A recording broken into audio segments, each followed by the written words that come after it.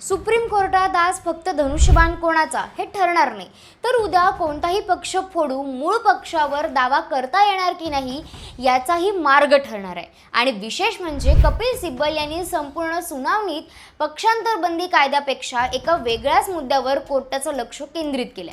हा मुद्दा जर सुप्रीम कोर्टाने मान्य केला तर धनुष्यबाण उद्धव ठाकरेंना मिळू शकतो किंवा किमान चिन्ह गोठवण्याचा पर्यायही पुढे येऊ शकतो। मग नेमकं कपिल सिब्बल कोणता कायदेशीर सापळा रचतायत, शिंदे गटाला उत्तर देताना अडचण काय येते आणि माजी सरन्यायाधीश धनंजय चंद्रचूड यांच्या निरीक्षणामुळे आजचा निकाल कोणत्या दिशेने जाऊ शकतो, चला सगळं समजून घेऊया। गेल्या 4 वर्षांपासून सुरू असलेल्या शिवसेना पक्ष आणि धनुष्यबाण चिन्हाच्या वादात आज सर्वोच्च न्यायालयातील सुनावणी अत्यंत निर्णायक टप्प्यावर आली आहे। अनेकदा वाटतं हा वाद फक्त पक्षांतर कायद्याचा आहे, पण प्रत्यक्षात कोर्टात कपिल सिब्बल यांनी सुरुवातीपासून जी रणनीती आखली आहे ती पूर्णपणे वेगळी आहे। त्यांनी संपूर्ण प्रकरणाचं केंद्र पक्षांतर बंदी नसून पक्षाची वैधता, पक्षाची घटना आणि बंडाच्या सुरुवातीच्या टप्प्यातील कायदेशीर प्रक्रिया यावर आणलंय।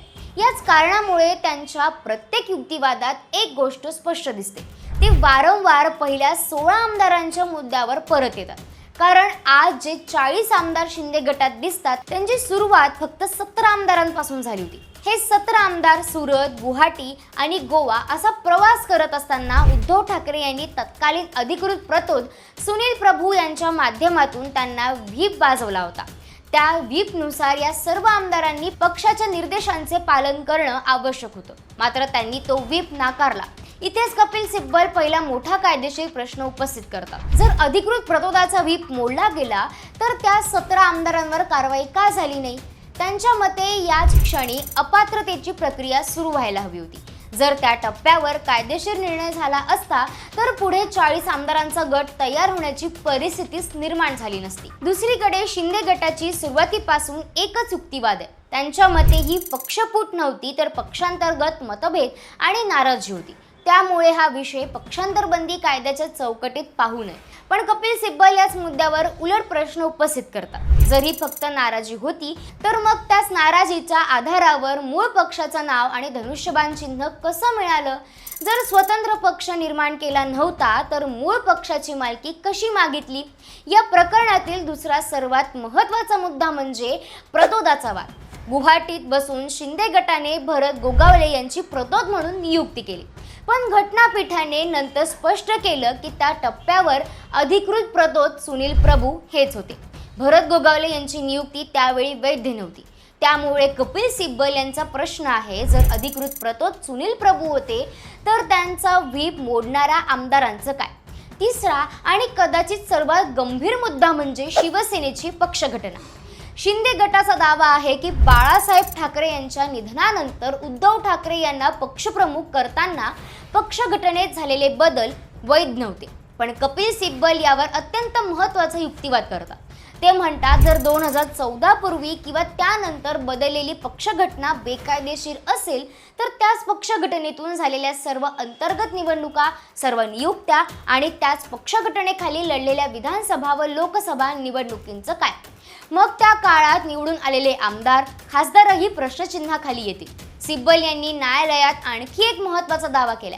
त्यांच्या म्हणण्यानुसार 2018 मध्ये दुरुस्त केलेली शिवसेनेची घटना निवडणूक आयोगानं अधिकृतपणे पाठवण्यात आलेली होती, पण आयोगानं त्या घटनेकडे पुरेसं लक्ष दिलंच नाही। उलट केवळ आमदार आणि खासदारांच्या संख्येच्या आधारे पक्षाचं नाव आणि चिन्ह शिंदे गटाला बहाल करण्यात आलं। इथेच माजी सरन्यायाधीश DY चंद्रचूड यांच्या निरीक्षणाचं महत्त्व वाढतं। घटनापीठाने आधी स्पष्ट केलं होतं की विधिमंडळ पक्ष आणि मूळ राजकीय पक्ष हे 2 वेगळे घटक आहेत। त्यामुळे फक्त आमदारांचं बहुमत म्हणजे मूळ पक्ष असं मानता येत नाही। हा मुद्दा आज कपिल सिब्बल यांच्या संपूर्ण युक्तिवादाचा केंद्रबिंदू बनलाय।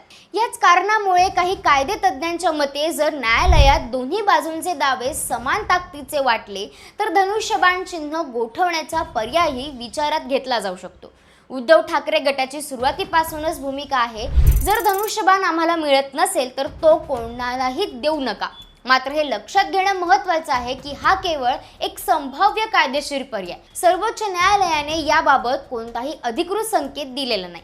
आता एक मोठा प्रश्न निर्माण होतो, जर उद्या चिन्ह गोठवलं गेलं तर गेल्या काही वर्षात धनुष्यबाण चिन्हावर निवडून आलेल्या लोकप्रतिनिधीचं काय होईल? त्यांची निवड कायम राहील का, की न्यायालय यावर वेगळी भूमिका घेईल? हा प्रश्न सध्या संपूर्ण खुला आहे आणि अंतिम निकालांतर्गत याचं उत्तर स्पष्ट होईल. या संपूर्ण प्रकरणात आणखी एक महत्त्वाचा मुद्दा म्हणजे संस्थांची भूमिका. ठाकरे गटाचा आरोप आहे की या संपूर्ण घटनाक्रमात राज्यपाल, विधानसभा अध्यक्ष आणि निवडणूक आयोग या तिन्ही संस्थांनी वेगवेगळ्या टप्प्यावर घेतलेल्या निर्णयांमुळे परिस्थिती बदलत गेली. राज्यपालांनी बहुमत चाचणीचा निर्णय घेतला, विधानसभा अध्यक्षांनी अपात्रेवर निर्णय दिला आणि निवडणूक आयोगानं पक्ष व चिन्हाचं वाटप केलं. आता या सर्व निर्णयांची घटनात्मक वैधता तपासण्याची जबाबदारी सर्वोच्च न्यायालयावर आहे. 4 वर्षांच्या या प्रवासात अनेक महत्त्वाचे टप्पे आले. जून 2022 मध्ये बंड, फेब्रुवारी 2023 मध्ये निवडणूक आयोगाचा निर्णय, यानंतर सर्वोच्च न्यायालयातील याचिका, जानेवारी 2024 मध्ये विधानसभा अध्यक्षांचा निर्णय आणि त्यानंतर अंतिम सुनावणीपर्यंत पोहोचलेलं हे प्रकरण. प्रत्येक टप्प्यावर वेगवेगळे कायदेशीर प्रश्न उपस्थित झाले आणि आता याचं अंतिम उत्तर न्यायालय द्यायचंय. आता अंतिम प्रश्न फक्त शिवसेनेपुरता मर्यादित नाही. उद्या एखाद्या पक्षातील बहुसंख्य आमदार वेगळे झाले तर ते मूळ पक्षावर दावा करू शकतात का, की संघटनात्मक पक्षालाच अंतिम मान्यता मिळणार? सर्वोच्च न्यायालयाचा निर्णय भविष्यातील सर्व पक्षफुटींसाठी एक कायमस्वरूपी कायदेशीर निकष ठरू शकतो. म्हणूनच आजची सुनावणी महाराष्ट्राच्या राजकारणापुरता मर्यादित नाही. हा निकाल भारतातील संसदीय लोकशाही, पक्षव्यवस्था आणि पक्षांतरांच्या राजकारणाला नवी दिशा देऊ शकतो. तुमच्या मते सर्वोच्च न्यायालयाने कोणत्या तत्वाला प्राधान्य द्यायला हवं? आमदारांचं संख्याबळ की मूळ पक्षाची संघटनात्मक रचना? धनुष्यबाण उद्धव ठाकरे यांच्याकडे जाईल, शिंदे गटाकडे कायम राहील, की चिन्ह गोठवलं जाईल? तुमचं मत कमेंटमध्ये नक्की सांगा आणि अशा सखोल राजकीय विश्लेषणासाठी आपल्या चॅनलला सबस्क्राईब करायला अजिबात विसरू नका. धन्यवाद.